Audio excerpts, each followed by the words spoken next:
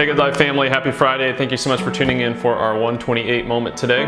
If I was to ask you this question, I want you to go ahead and begin to think about it and think about not only how you would answer it, but how would those people around you in your life, your neighbors, coworkers, how would they answer it? What is a Christian? Pretty straightforward, simple question, but what is a Christian? I was seeing something on TV the other day. They were talking about, they're calling it religion, and essentially their whole conversation seemed to be revolving around your heritage. Whatever your parents were, your grandparents were, that's what it meant to be.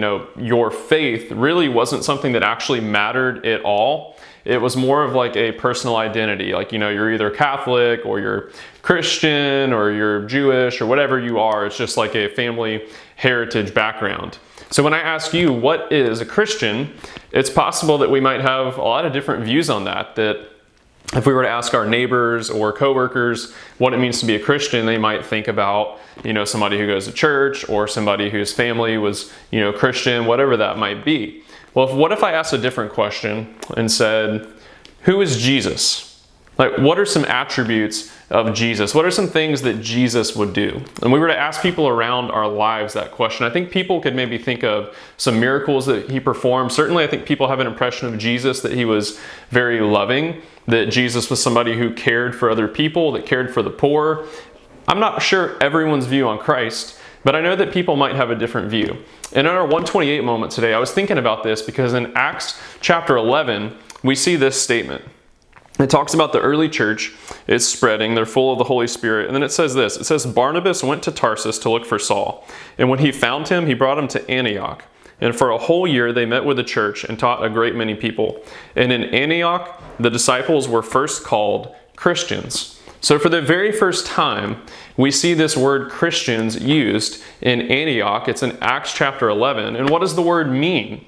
Well, the word, simply put, Christian, it just means a little Christ. It means someone who is like Christ. And that's what the surrounding people were coming to know this early church as. They weren't Christians because of their family heritage. They weren't Christians because of a religious thing. They were being called Christians because their life reflected Jesus.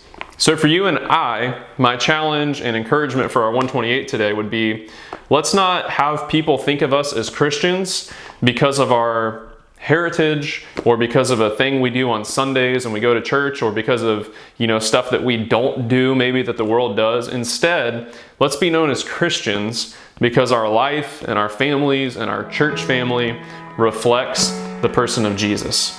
So church family, we get a great opportunity to practice that not only today in our lives, but also this Sunday as we gather together, 9:30 and 11 in person, as well as 11 o'clock online.